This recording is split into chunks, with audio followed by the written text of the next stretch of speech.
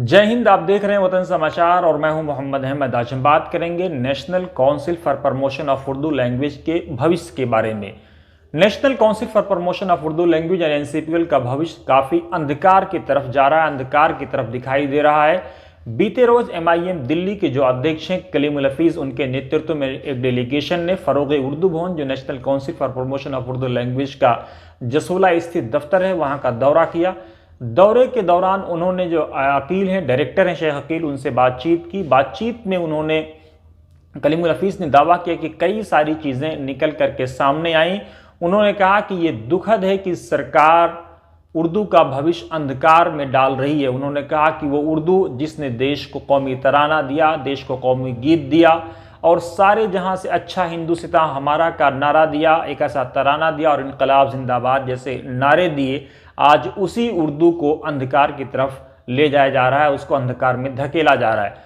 उन्होंने कहा कि दुख की बात यह है कि national council for promotion of Urdu language की जो कमेटी है, जो बॉडी है, उसको लगभग 5-6 महीने से तश्कील नहीं दिया गया है और कहा यह जा रहा है कि उसकी फाइल एमएचआरडी के दफ्तर में है, यानी वजारत तालीम के दफ्तर में है, लेकिन कब होगा, क्या होगा, इसकी कोई जानकारी किसी के पास नहीं है।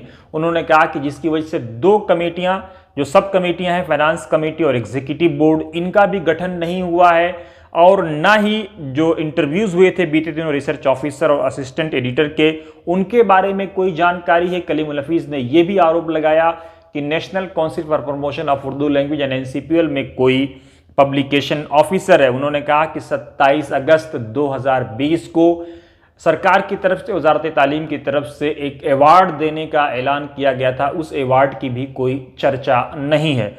उन्होंने ये भी कहा कि बातचीत के दौरान हमने यूएनआई की जो 18 लाख की जो सब्सिडी थी उसका भी मामला उठाया, लेकिन कोई सही जवाब वफद को नहीं दिया गया, डेलीगेशन को नहीं दिया गया। कलीमुल हफीज ने यह भी कहा कि ये सरकार उर्दू दुश्मन है। उन्होंने आरोप लगाया कि जिस तरह से दिल्ली पुलिस केंद्र सरकार के अधीन में काम करती है और तमाम थानों से धीरे धीरे उर्दू के बोर्ड गायब होते जा रहे हैं, जबकि दिल्ली में दूसरी सरकारी जुबान उर्दू है, उसके बावजूद उर्दू का कोई पासो लिहाज नहीं है। इसका मतलब मुनज़्ज़म ढंग से उर्दू को बर्बाद करने की साजिश हो रही है।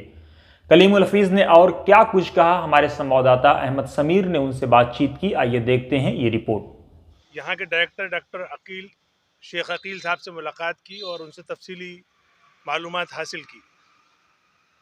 पता ये चला कि सरकार ने पिछले 6 महीने से एनसीपीएल की जो काउंसिल है, जो इसकी मेन जनरल बॉडी होती है, और उसके अंडर में जो दो जैली बॉडीज़ हैं, फाइनेंस कमेटी और एग्जीक्यूटिव बोर्ड, ये तीनों कमेटियां नहीं बनी हैं, जिसकी वजह से एनसीपीएल का जो फ्यूचर प्रोग्राम है, जो स्कीम्स हैं, उनके हैम्पर होने का ख़तरा है।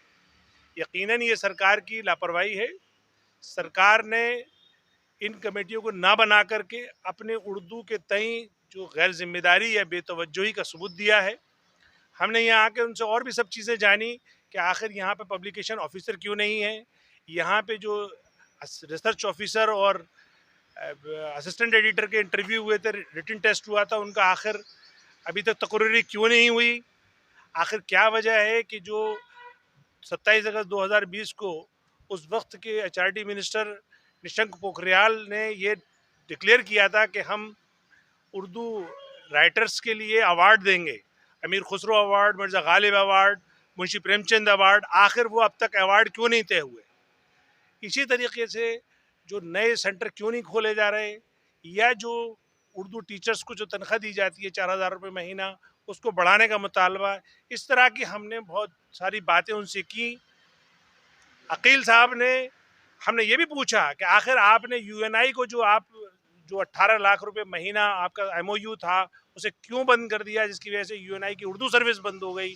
इन तमाम सवालों का वो जवाब अकील साहब देने की कोशिश करते रहे, लेकिन चूंकि उनकी मजबूरी थी कि वो सरकार को डिफेंड कर रहे थे। सच्चाई ये है कि ये मोदी सरकार उर्दू दुश्मन है। इसने उर्दू को ऐसा नज़रअंदाज किया हुआ है कि उसका एक तो जीता जागता सबूत ये है कि जो दिल्ली पुलिस उनके अंडर में आती है, उसके तमाम थानों के बोर्डों से जहाँ पे उर्दू में नाम लिखे हुए थे पहले, वो अब उर्दू नदारत कर दी। इसी तरीके से दिल्ली सरकार ने जो उर्दू मीडियम स्कूल थे, उनको भी गैर उर्दू मीडियम में तब्दील कर दिया है। तो ये जो हमारा जो वफद था उसने इनसे भी डिमांड की है और अब हम पूरा इसकी जो मेमोरेंडम की शक्ल में सरकार को पेश करेंगे और एचआरडी मिनिस्टर से मिलने की कोशिश करेंगे कि आखिर ये उर्दू जुबान जिसने इस मुल्क को तराना बख्शा, इस मुल्क को गीत दिए, इस मुल्क की फिल्म इंडस्ट्री जिससे हजारों करोड़ रुपए की आमदनी होती है, उस उर्दू जुबान के साथ ये सौतेला व्यवहार क्यों। और ऑल इंडिया मजलिस इत्तेहादुल मुस्लिमीन की दिल्ली प्रदेश यूनिट इस मुहिम को जारी रखेगी और हर कदम पर, हर मुहाज पर, चाहे वो सड़क हो, चाहे वो संसद हो, चाहे वो मीडिया हो, इसको उठाती रहेगी।